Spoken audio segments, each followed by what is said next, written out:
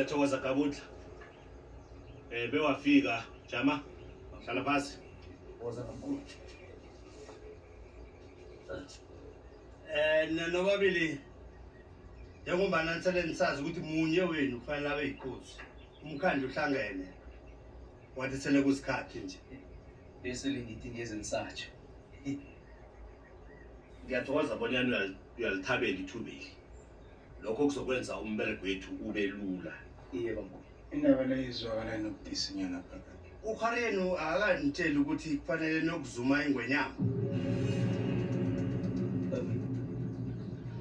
Ibhubesi. Besingakayidembi. Kodwa na ungabahlathululela.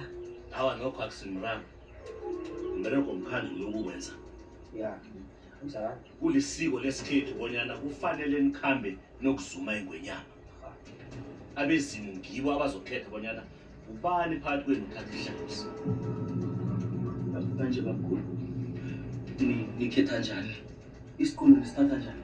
Nobabili fanele nikhambe nokuzuma ingwenyama. Usho ukuthi Into lesokubulala ubezi mbalambala. Cabanga msinya sokana lama yankara kufuneka ibhubezi mbalambala vele namkha komraro lokho.